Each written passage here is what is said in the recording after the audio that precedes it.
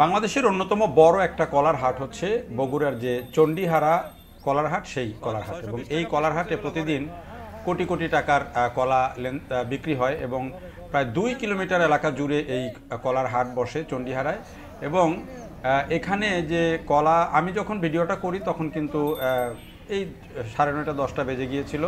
কলার বেচা কিনা মূলত একেবারে সকালবেলা শুরু হয় এবং এই 9টা পর্যন্ত, 8টা 9টা পর্যন্ত এটি শেষ হয়ে যায় বা আরেকটু সময় থাকে। কিন্তু আমি যখন ভিডিওটি করি তখন কিন্তু একটু বেলা হয়ে গিয়েছিল। তারপরে গিয়ে দেখি যে অনেক কলা আছে এবং বেশিরভাগই হচ্ছে চাম্পা কলা। এবং এই চাম্পা কলার এক একটা ছড়ি দেখেছি যে ছোট ছড়ি থেকে শুরু করে অনেক বড় ছড়ি, এবং এক ছড়ি চাম্পা কলা 1000 টাকা পর্যন্ত আমি বিক্রি করতে দেখেছি। এবং একটা ছড়িতে প্রায় 350 পর্যন্ত কলা থাকে, এমন কলার ছড়িও আমি দেখেছি। তো এই হাটটি বিখ্যাত এবং এবারে যে কলার দাম দেখলাম তাতে কৃষকরা খুবই খুশি।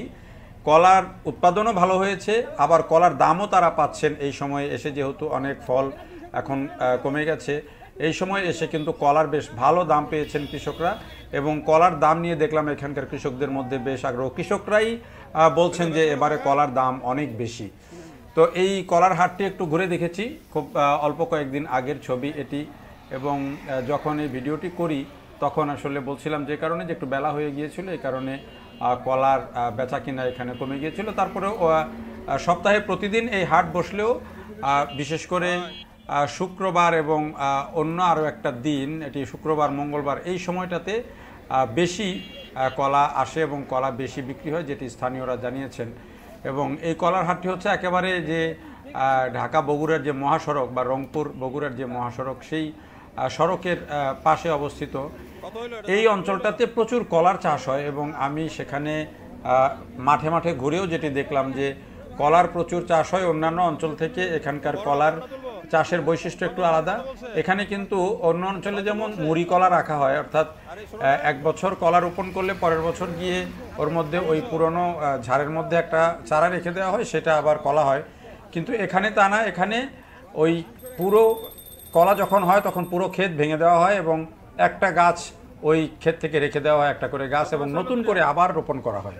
অর্থাৎ মুড়ি কলা রাখা হয় না, প্রতি বছরই ফ্রেশ একটা করে গাছ হয়। এবং এ কারণে এখানকার কলার উৎপাদন অনেক ভালো। এবং এখানকার চাষিরা কিন্তু কলা সারা বছরই বিক্রি করেন। কলা যেহেতু একটি সারা বছরই হয় এবং সারা বছরই ভালো দাম পাওয়া যায়, কখনো কখনো একটু সিজনে বেশি হয়, কখনো কম হয়। এ কারণে কলা চাষের ক্ষেত্রে চাষিদের এখানে ব্যাপক আগ্রহ রয়েছে। শীতকালে এসে কলার সাথে কিছু তারা বাড়তি, যেমন বিভিন্ন আলু চাষ করেন, তারা বিভিন্ন ধরনের শাক চাষ করেন, অন্যান্য যে সবজির চাষ সেগুলো করেন। এবং এটি কলার সাথে তারা কলা হতে হতে এখানে বাড়তি 2-3টি ফসল পেয়ে যান।